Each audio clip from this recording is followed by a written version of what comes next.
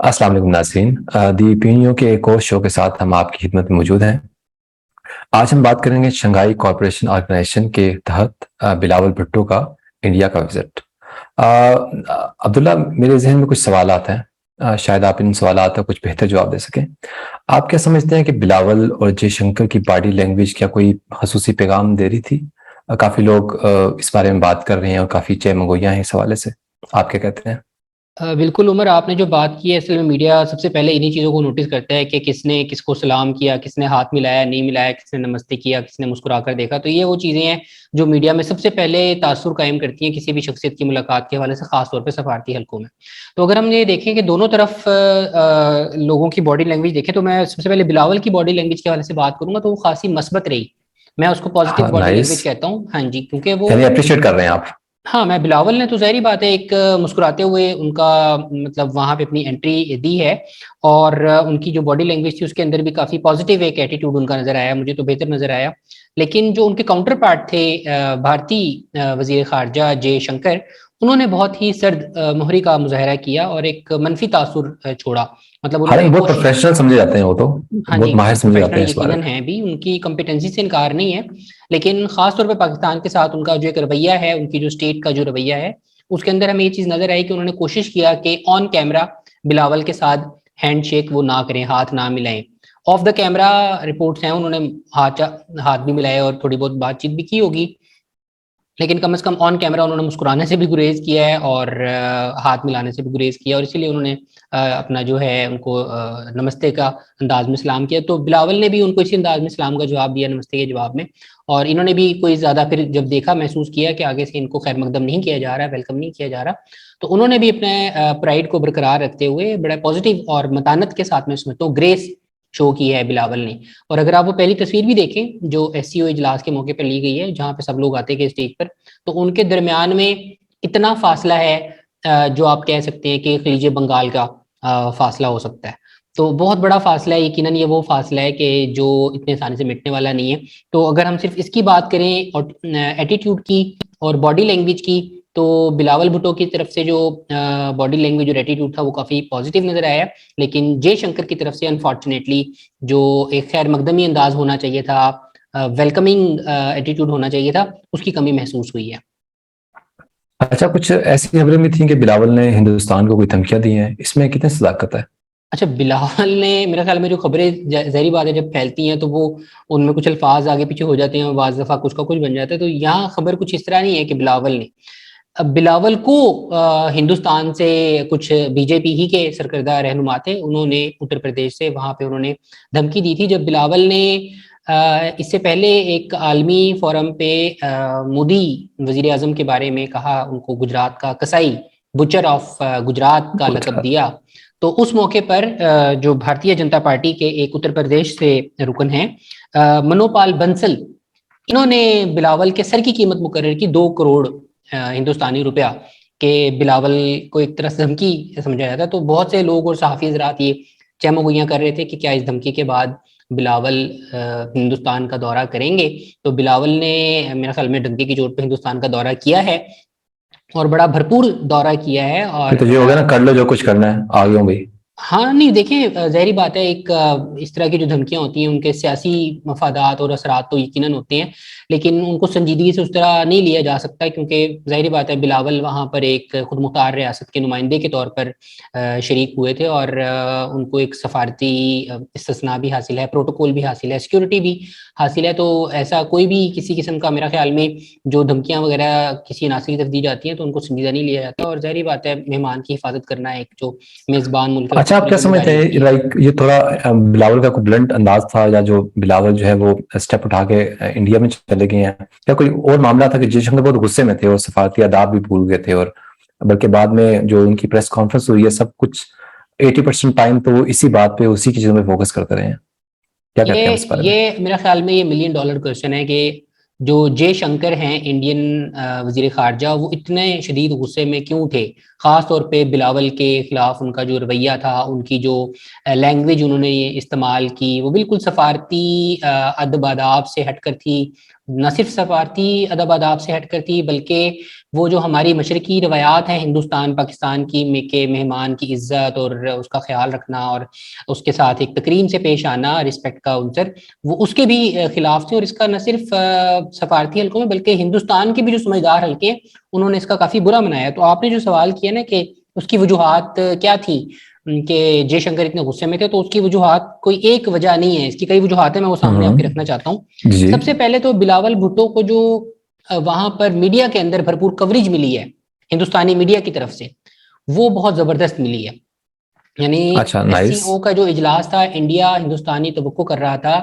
کہ شاید پاکستان وہاں جانے سے معذرت کر لے، لیکن کیونکہ یہ اجلاس بنیادی طور پر شنگھائی کوآپریشن آرگنائزیشن جو کہ چینی انیشیٹو ہے، چائنا کا انیشیٹو ہے، یہ ان کا ایک فورم ہے چائنا کا، تو ان کی طرف سے یہ دعوت تھی، ہندوستان کی طرف سے دعوت نہیں تھی. اجلاس صرف گوا میں ہندوستان کے ایک شہر میں ہو رہا تھا، تو اس میں ظاہری بات ہے پاکستان کا جانا جو ہے وہ ایک چائنی دعوت کا جواب تھا، چائنیز دعوت کا جواب تھا. تو جو ہندوستانی میڈیا تھی اس کی طرف سے بہت زیادہ اچھی کوریج ان کو بلاول کو دی گئی، بہت توجہ دی گئی، ان کے بیانات کو، ان کے انٹرویوز کیے گئے. تو ہندوستان جو یہ سمجھ رہا تھا کہ اس موقع پر شاید وہ اس فورم کو اپنے مقاصد کے لیے استعمال کرے گا، تو اس کو نظر آیا کہ جیسے یہ فورم ایک طرح سے پاکستان کا فورم بن گیا ہے، اور بلاول بھٹو کی اپنا جو ایک وہاں پہ جیسے میں نے شروع میں ذکر کیا ان کا ایک ایٹیٹیوڈ تھا، پازیٹیو ایٹیٹیوڈ، اور ان کی وہاں پر ایک سفارتکاری تھی، وہ اتنا زبردست، اس نے ایک تاثر چھوڑا پورے اجلاس کے اوپر کہ وہاں پر پاکستان کا جو موقف تھا اس کو بھرپور طریقے سے سامنے لانے کا انہیں موقع ملا ہے. تو ایک تو سب سے پہلی وجہ یہی تھی کہ ان کے موڈ خراب ہونے کی، کہ ان کو میڈیا کوریج بہت زبردست ملی، اور پھر پاکستان کی جو شرکت تھی نا وہاں پہ گوا کے اندر وہ بہت بھرپور رہی. پاکستان نے وہاں پہ سائیڈ لائنز پہ تمام وزرائے خارجہ سے بلاول بھٹو نے ملاقاتیں کی ہیں اور وہاں پر اپنا موقف بھرپور طریقے سے رکھا ہے. تیسری وجہ جو جے شنکر کی غصے کی سامنے آتی ہے وہ یہ کہ بلاول نے کشمیر کا مقدمہ ہندوستان میں بیٹھ کر بہت خوبی سے لڑا ہے. نہ صرف لڑا ہے بلکہ انہوں نے ایک دفعہ پھر اقوام متحدہ کی جو قراردادیں تھیں ان کا حوالہ دیا، کشمیر کی جو خصوصی حیثیت ختم کی ہندوستان نے، اس کا انہوں نے اس پر اپنے تحفظات کا اظہار کیا. اور اسی طرح جب ان سے ایک ہندوستان کے صحافی نے سوال کیا دہشت گردی کے حوالے سے، تو انہوں نے بغیر کسی معذرت خواہانہ رویے کے کلبھوشن جادو کا ذکر کیا گوا کے اندر بیٹھ کے. تو میں سمجھتا ہوں یہ بڑی ہی زبردست اور بولڈ قسم کے انٹرویوز تھے جو انہوں نے وہاں پر دیے، اور اس کی وجہ سے جے شنکر جو تھے ان کو لگا کہ جو اجلاس بنیادی طور پر چائنا کی طرف سے بلایا گیا تھا، ایس سی او کا اجلاس تھا، اس کا اپنا ایک ایجنڈا ہوتا ہے، وہ بنیادی طور پر پورا کا پورا یوں لگ رہا تھا کہ جیسے پاکستان شو ہے. تو وہ اس فرسٹریشن کے اندر انہوں نے ظاہری بات اپنے غصے کا اظہار کیا، بلاول کے ساتھ اپنا ایک منفی رویہ رکھا، اور انٹرویوز کے اندر بڑی سخت لب و لہجہ جو تھا وہ بلاول کے لیے اور پاکستان کے لیے انہوں نے استعمال کیا. تو بنیادی طور پر اس کے پیچھے یہ چند وجوہات تھی جو میں نے آپ کے سامنے رکھی. اچھا عبداللہ، اس میں نا کچھ بعض کا ٹون چل رہی ہوتی ہے جے شنکر کی نا، پچھلے کچھ انٹرویوز سے پاکستان ہیٹ کی بھی ٹون چل رہی تھی، اگریسو ٹون. جی اور اس کا یہ مطلب نہیں ہے کہ آپ نے اگریسو ٹون چل رہی ہے تو آپ نے ہر موقع پہ اگریسو ہی شو کرنا ہے. جی بعض کا اسٹریٹجی وائز آپ کو تھوڑا ڈاؤن بھی ہونا پڑتا ہے. بٹ اینی ہو، اچھا آپ کیا سمجھتے ہیں کہ جو بلاول کا دورہ تھا اس کے مثبت اور دوسرے پہلوؤں کی بات کی آپ نے، کیا اس سے پاکستان اور انڈیا کے درمیان کچھ پیش رفت آپ سمجھتے ہیں وہ ممکن ہے؟ اچھا، یہ بڑا انٹرسٹنگ سوال ہے. اگر یہ سوال آپ ایس سی او اجلاس سے پہلے ہم یہ پروگرام کر رہے ہوتے اور تب یہ کرتے تو میں اس حوالے سے یقیناً کہتا کہ شاید کچھ برف پگھلے. بلاول کا اپنا ایک اوپن مائنڈ سیٹ ہے، اور ظاہری بات ہے ان کی اپنی پارٹی کا بھی ایک تاثر ہے، اور پھر پاکستان کی اپنی حکومت بھی امن پہ یقین رکھتی ہے. تو میں شاید اس وقت کہتا کہ اس سے کچھ شاید پیش رفت ممکن ہوگی. لیکن اب جب ہم دیکھ رہے ہیں سارا گوا کے اندر جو چیزیں ہوئی ہیں، تو میں یہ سمجھتا ہوں کہ گوا میں پیدا ہونے والی تلخی کے اثرات بہت دیر تک رہیں گے. یعنی اس زلزلے کے آفٹر شاکس آتے رہیں گے. یقیناً آپ نے دیکھا ہوگا کہ جب جے شنکر نے اس طرح کا رویہ اپنایا تو پھر بلاول نے بھی ان کی خوشامد نہیں کی، بلاول نے بھی کوئی معذرت خواہانہ رویہ اختیار نہیں کیا جواب میں، یا خاموشی اختیار نہیں کی، بلکہ بلاول نے پھر دو ٹوک جواب دیا. اسی ٹون میں بلاول نے ان کو جواب دیا، ان کو کشمیر کا مقدمہ بھی یاد دلایا، ان کو کلبھوشن جادو بھی یاد دلائے، اور دیگر جو انہوں نے کہا کہ جو دہشت گردی والے معاملات ہیں ان کو سفارتی حربے کے طور پہ استعمال کرنا بند کرنا چاہیے. پاکستان یہ بہت اہم اسٹیٹمنٹ تھی.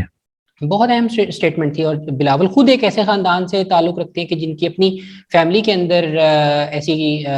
واقعات ہوئے ہیں جن کو بہرحال ہم سمجھتے ہیں کہ وہ دہشت گردی کے خود وکٹم رہے ہیں. تو ایک ایسے بندے کی طرف سے یہ سب تمام باتیں آنا، میں سمجھتا ہوں کہ بلاول کا اپنا مائنڈ اس حوالے سے کافی کلیئر ہو گیا ہوگا، اور پاکستان کی حکومت اس حوالے سے کافی کلیئر ہو گئی ہوگی. بڑا کلیئر میسج دنیا کو بھی گیا ہے کہ کون مذاکرات پہ یقین رکھتا ہے اور کون نہیں رکھتا. ہندوستان نے تو صاف کہہ دیا کہ ہم مذاکرات نہیں کر سکتے. اور دوسرا میں پھر بتاؤں کہ فوری بریک تھرو کا کوئی امکان نہیں ہے، یعنی مستقبل قریب میں فوری بریک تھرو کا کوئی امکان نہیں ہے مذاکرات کے حوالے سے. اگر کچھ امید پیدا ہوئی بھی تھی تو وہ یہ حالیہ واقعات اور بیانات کے بعد بالکل ختم ہو چکی ہے. اور سب سے اہم بات، ہم جو مستقل ایک ٹرینڈ دیکھ رہے ہیں ہندوستان کے اندر کہ جب بھی الیکشن کا موقع آتا ہے تو ہندوستان کے اندر ایک پاکستان کے خلاف فضا جو ہے وہ گرم ہو جاتی ہے. اور خاص طور پہ جو بی جے پی نے بطور سیاسی ایجنڈا اس کو اپنے ایک سیاسی منشور کا حصہ بنایا ہوا ہے پاکستان دشمنی کو، اور وہ کارکردگی کے بجائے پاکستان دشمنی یا نفرت کی بنیاد پر الیکشن لڑنا چاہتے ہیں. اور بار بار ان کی کوشش ہوتی ہے کہ جو عوام ہے ان کے ان جذبات کو، پاکستان مخالف جذبات کو ابھار کر اس کی بنیاد پر الیکشن میں انٹری دی جائے. اور کچھ نہ کچھ آپ نے یاد ہوگا کہ پچھلی دفعہ بھی جب الیکشن کا موقع تھا تو ہم نے دیکھا انہوں نے ایک مس ایڈونچر کرنے کی کوشش کی، جس کے نتیجے میں ان کے ایک پائلٹ گرفتار ہوئے، ہندوستان کا طیارہ گرایا گیا. اور پھر اس کو آپ نے دیکھا مودی جی کی حکومت بنی، اور اب دفعہ پھر جب وہ انتخابات میں جانے والے ہیں تو ان کو پھر ضرورت محسوس ہوئی ہے کہ پاکستان کے خلاف ایک فضا جو ہے اس کو جو جذبات ہیں ان کو استعمال کرتے ہوئے اپنے سیاسی ایجنڈا جو ہے اس کو تقویت دی جائے. اور میں آپ کو ایک اور چیز بتاؤں، یہ صرف یہاں تک نہیں رک رہا، سیاسی معاملات صرف سیاسی گرما گرمی تک نہیں رک رہے، بلکہ اس کے اثرات ہمیں اب آئندہ آنے والے ورلڈ کپ اور ایشیا کپ کی صورت میں بھی نظر آ رہے ہیں کہ جہاں پر ہندوستان نے پوری کوشش کی ہوئی ہے کہ ایشیا کپ کا انعقاد خطرے میں پڑ جائے، باقی ملک پاکستان کے ساتھ پاکستان کے اندر کھیلتے وقت ان کو مشکلات کا شکار ہوں یا وینیو شفٹ کر دیا جائے. اسی طرح پاکستان کے جو میچز ہندوستان میں ہیں اس حوالے سے شکوک و شبہات جنم لے رہے ہیں. تو میرے خیال میں اب یہ جو ایک کشیدگی ہے یہ دیگر شعبوں میں پھیل رہی ہے، جو کہ بڑی انفارچونیٹ ہے اور میں سمجھتا ہوں نہیں پھیلنی چاہیے. اور یہ لوگوں کو بھی پتا ہے سری لنکا ٹیم پہلی دفعہ اس پر ایشیا کپ کے لیے کوالیفائی کیا ہے، جی ہاں، اور ان کے لوگوں نے بغیر ٹویٹس کرنے شروع کہ بھائی خدارا انڈیا پاکستان والوں پہلی دفعہ مار رہے ہیں ایشیا کپ میں، اب تم لوگ اپنی انا کے لیے نا ہماری قربانی نہ دے دینا. Very sad thing.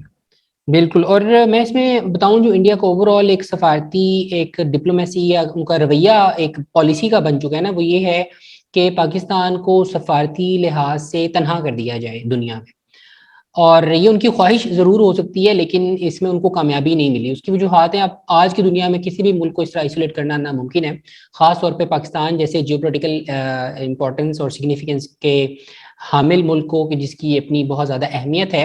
اور ایک مسلم دنیا کا بہت بڑا ملک ہے جدھر بہت بڑی مسلمانوں کی آبادی موجود ہے. تو اس کو اس طرح سے آپ تنہا نہیں کر سکتے، خاص طور پہ جب دنیا یہ جانتی ہے کہ پاکستان کا خصوصی کردار اور قربانیاں رہی ہیں دہشت گردی کے حوالے سے. تو اب ہم دیکھیں اسی موقع کو دیکھیں کہ انہوں نے پوری کوشش کی کہ پاکستان کو ویلکم نہ کیا جائے اور ان کے لیے ایک مشکل پیدا کی جائے، لیکن بلاول نے وہاں پر اپنا رنگ جمایا. اور نہ صرف یہاں پہ بلکہ اگر دوسری طرف آپ دیکھیں جو وہاں پہ بادشاہ کا کورونیشن ہو رہا تھا، سیریمنی ہو رہی تھی تقریب کی تاج پوشی کی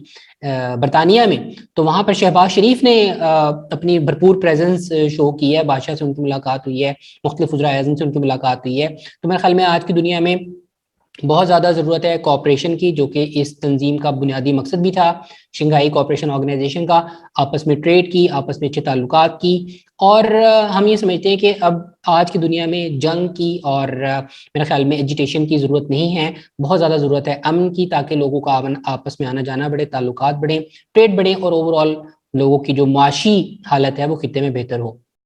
تو میرے خیال میں ناظرین میں سمجھتا ہوں کہ اس پہ میں نے آج کافی زیادہ بات کی اور عمر نے بہت اہم سوالات میرے سامنے رکھے ہیں.